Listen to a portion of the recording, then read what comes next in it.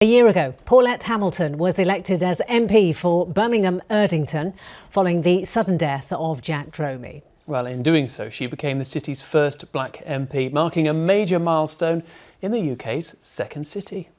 Well, we're delighted to say that Paulette is here with us now. And Paulette, thank you for joining us. And how are you? I'm fine.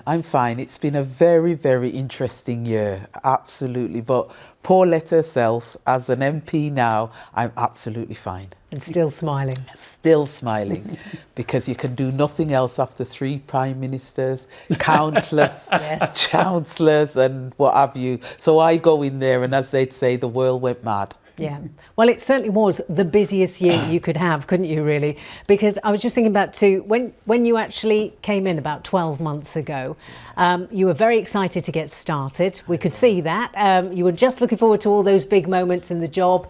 And what a year it turned out to be.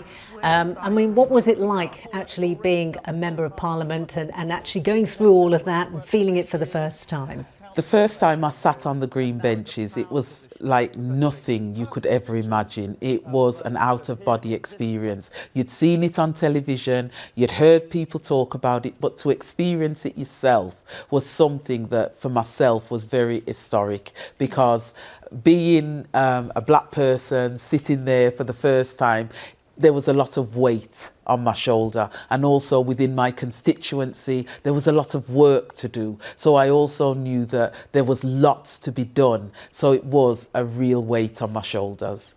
Well, you've mentioned your constituents then. I don't know if you remember, but when you came in to see us, we had been out to film with some of your constituents, and they gave us their concerns, their thoughts. One lady we heard from was called Sue. She felt the high street had become a mess, and we put her comments to you. Let's just remind ourselves of what was said, and then we can see where we're at now. So what do you say to Sue about the high street? Can I be honest with you? Every 3 out of 4 houses we knocked the door, that was what they were saying.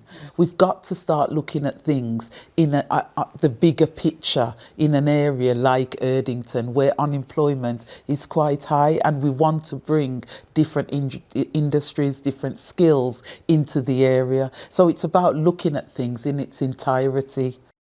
So you clearly had big ambitions for Erdington, for the high street, for bringing business in. What has gone well and what hasn't gone well?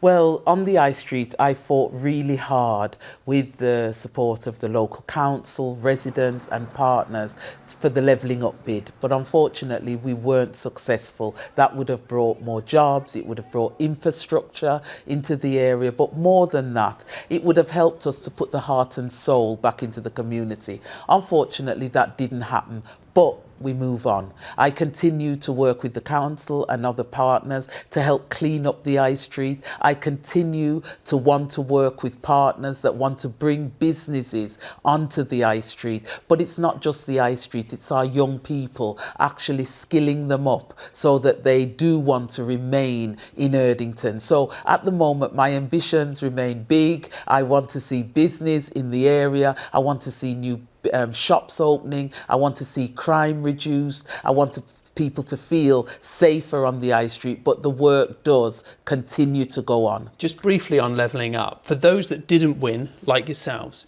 has it just proved to be a waste of time and money? To be honest, yes, because what it's done is it's pitted a number of local authorities against each other when it's the government, the Tory government, that actually makes a decision. We are the 5th poorest constituency in the country, and we were considered not to be good enough for this bid. And what that tells me is that it wasn't about the bid, it was about people's vanity projects, even though I will say some of the bids were very good that went through. I would just say the government would obviously say that those bids were chosen fairly and based on the bids put in. I just wondered how difficult it is for you, Paulette, because we've got cost of living crisis, we've got various strikes going on. You know, generally, society's not happy, is it? And we're in one of those times in our world where it seems to be a lot of angst and a lot of problems. I mean, you've got an uphill task, haven't you?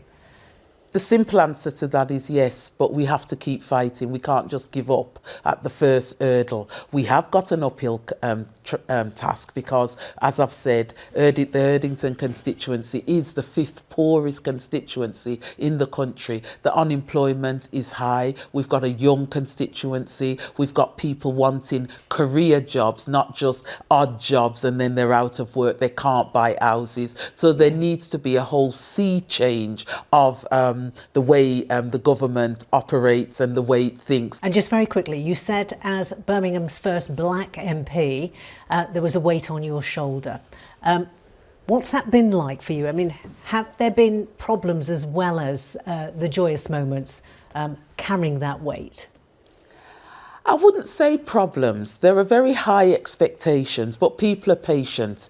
They've Right. waited so long to get this far, and they're willing me to succeed. So for me, as I don't like to say as a black MP, but for me as the first black MP, but as an MP, as one of 10 in Birmingham, I am fighting for my constituency the way that the other 9 MPs are fighting Yeah. for theirs. And as far as I'm concerned, colour has nothing to do with it. Get me in the boxing ring and I will fight my corner for my constituents.